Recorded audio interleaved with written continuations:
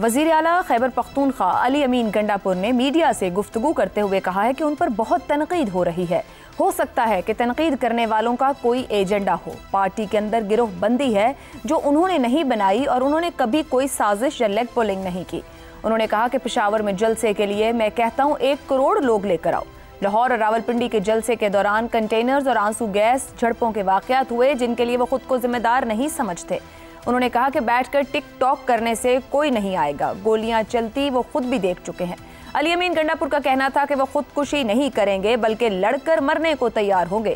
جو مارے گا اس کو ماریں گے مگر وہ لوگوں کے بچوں کو مرنے نہیں دے سکتے.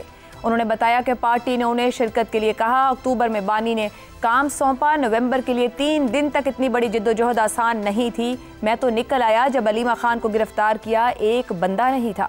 ثوابی کراس کرتے ہیں تو ان کا یہی رویہ ہوتا ہے جو آج ہے. انہوں نے گولیاں چلائیں اور بندے شہید کیے. عمران خان سے حقیقت پر مبنی بات کریں گے. ان کے بقول سب سے زیادہ تنقید خود انہی پر ہو رہی ہے. علی امین گنڈاپور کا کہنا تھا کہ یہاں ملاقات کے لیے تمام وزراء پہنچے تھے. انہوں نے پنجاب حکومت پر تنقید کرتے ہوئے کہا کہ ان میں اتنی ہمت نہیں کہ ہماری ملاقات کروا سکیں. اگر ملاقات کی اجازت نہ ملے تو ہم جیل کے اندر جا کر ملاقات نہیں کر سکتے اور جو فورس اس وقت موجود ہے وہ ناکافی ہے. ہم زبردستی بھی آگے جا سکتے ہیں.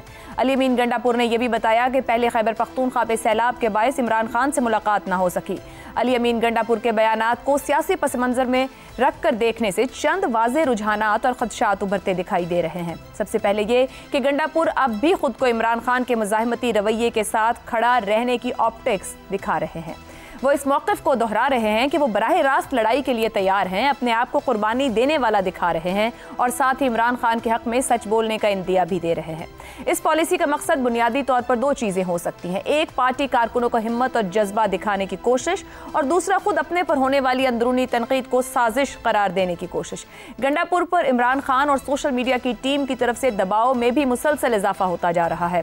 گنڈاپور پر ڈبل گیم کا الزام فروری 2024 کے انتخابات سے ہی لگایا جا رہا ہے. گنڈاپور کے دعوے بعض افراد ان کے خلاف پروپیگنڈا کر رہے ہیں اسی پس منظر کا حصہ ہیں.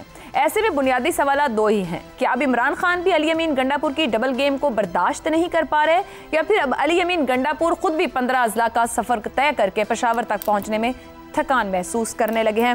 دراصل علی امین گنڈاپور کا معاملہ ہے کیا اور وہ کب تک اس معاملے کو اسی طرح ہینڈل کر پائیں گے؟ اسی پر گفتگو رکھیں گے. ہمارے ساتھ ہیں حسن نثار، شہزاد چودھری، رضا رومی اور زیغم خان. پروگرام کا سوال آپ سبھی کے لیے. علی امین گنڈاپور کو سازشی اور ڈبل گیم کھیلنے والا ثابت کرنے کی مہم میں تیزی، بانی پی ٹی آئی کا دباؤ یا کارکنوں کا غصہ؟ حسن نثار صاحب، کیا عمران خان اب بھی علی امین گنڈاپور پر بھرپور اعتماد کر رہے ہیں؟ اعتماد متزلزل ہو چکا ہے. گنڈاپور تھک چکے ہیں. جس طریقے کے الزامات سوشل میڈیا پر خود گنڈاپور پر بھرپور طور اب لگائے جا رہے ہیں. دیکھیں عائشہ، زندگی کے چند بنیادی اصول ہیں، غیر سیاسی لیکن بنیادی اصول ہیں. آگ کے بغیر کہتے ہیں دھواں نہیں اٹھتا، نمبر 1. نمبر 2، زبان خلق کو نکارہ خدا سمجھو، یہ حقیقت ہے.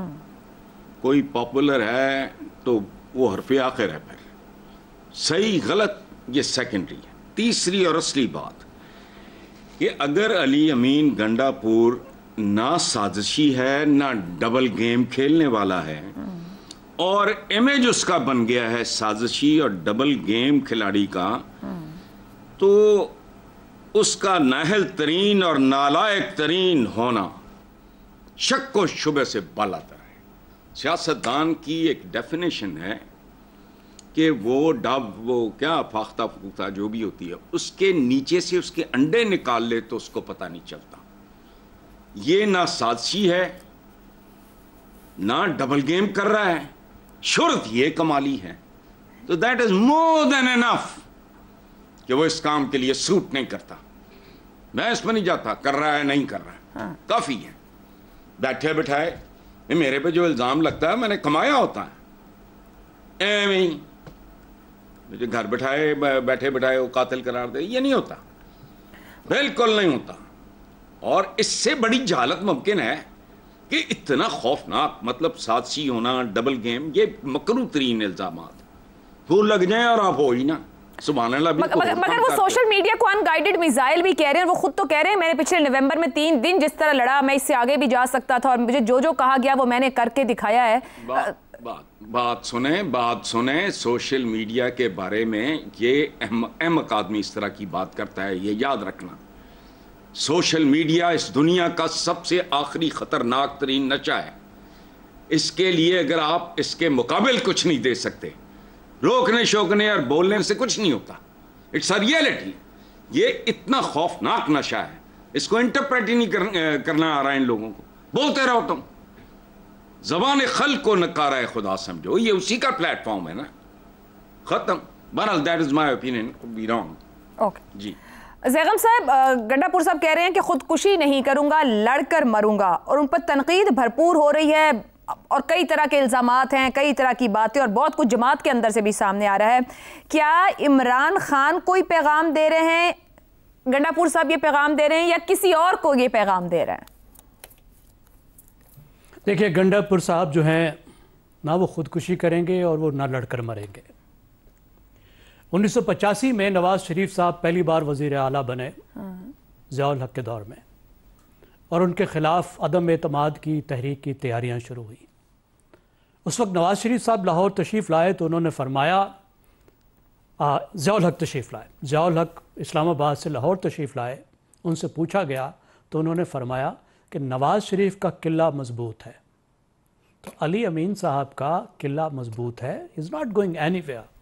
देखिए मसला क्या है, मसला एक तो ये है कि पीटीआई के अंदर एक तवाइफुल मलूकी है इस वक्त, जिसको सब पीटीआई के लीडर भी तस्लीम कर रहे हैं कि अंदर एक झगड़ा चल रहा है, दंगा फसाद चल रहा है, और उसका एक निशाना गंडापुर साहब है मुसलसल, और मुख्तलिफ लॉबीज़ उनको अटैक कर रही हैं क्योंकि वो जिस तरह की पार में है, जिस तरह की वो प्रोमिनेंस, शोहरत, एक हैसियत एंजॉय करते हैं। उन पर अलीमा खान ने भी अटैक किया, लेकिन अलीमा खान ने अपनी बर्तरी साबित कर ली, उन्होंने नीचा दिखा दिया। तब अलीमा खान को उस तरह की ज़रूरत नहीं है कि उस पर अटैक करें। दूसरा यूट्यूबर्स की लॉबी है, ख़ास तौर पर वो जो बाहर बैठे हुए हैं और वहाँ से बैठकर वो यहाँ इनकलाब बर्पा करना चाहते हैं, और ख़ास तौर पर वो अली अमीन गंडापुर से ये तवक्को करते हैं कि वो इनकलाब को बर्पा करेंगे। अब अली अमीन भी कम से कम गुफ्तगू में तो उनको मायूस नहीं करना चाहते, और आज भी उन्होंने कहा कि पता है इनकलाब कैसे आता है, जज्बे से आता है, जंग से आता है, लड़ाई से आता है, कन्फ्रंटेशन से आता है। लेकिन यहाँ पे बुनियादी मसला क्या है? बुनियादी मसला ये है कि इनकलाब बाहर से आता है, किले के अंदर से नहीं आता है। इनकलाब किले का कमानदार नहीं लाता है, इनकलाब फसील से बाहर खड़ी हुई फौज, आउटसाइडर, चैलेंजर लाता है। तो यह है पीटीआई का बुनियादी डायलेमा। देखें, पीटीआई फसील से बाहर खड़ी थी 2013 तक, 2013 के बाद वो फसील के अंदर आ चुकी थी। 2018 के बाद किले की तमाम चाबियां उसके पास थी, और 2022 में जब इमरान खान को निकाला गया वोट ऑफ नो कॉन्फिडेंस से, उनको निकाले जाने के बाद पाकिस्तान की 72% आबादी पर पीटीआई हुकूमत कर रही थी। ये बहुत अहम पॉइंट है, मैं दोबारा अर्ज करता हूं। 2022 को जब इमरान खान को वोट ऑफ नो कॉन्फिडेंस से निकाला गया था, तो उसके बाद भी पीटीआई पाकिस्तान के 72% लोगों पर हुकूमत कर रही थी। सब कुछ सूबों के पास है, आपको मालूम ही है।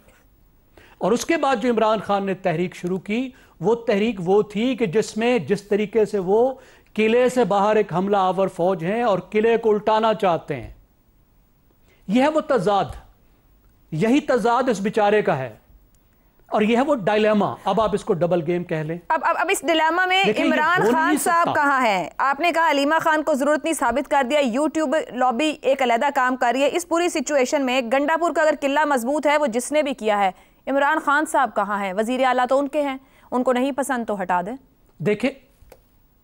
देखिए अली अमीन इस डायलेमा को समझता है, और इमरान खान इस डायलेमा को ठीक तौर पे नहीं समझ सके मेरी राय में। ठीक, ये बुनियादी इनकी स्ट्रेटजी की मिस्टेक थी।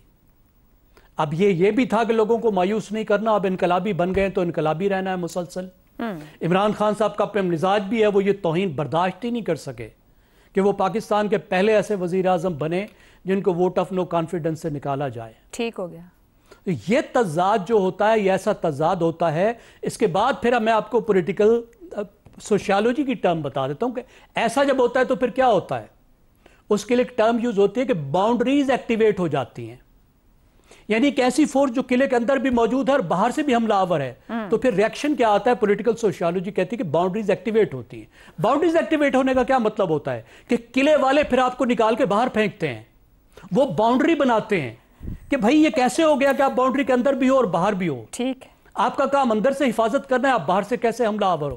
تو پھر وہ باؤنڈریز ایکٹیویٹ ہوتی ہیں اور آپ کو باہر نکالا جاتا ہے. اور یہ کچھ ہے جو 9 مئی کے بعد سے مسلسل ہو رہا ہے. اور پی ٹی آئی آج بھی اس بات کو سمجھنے کو تیار نہیں ہے.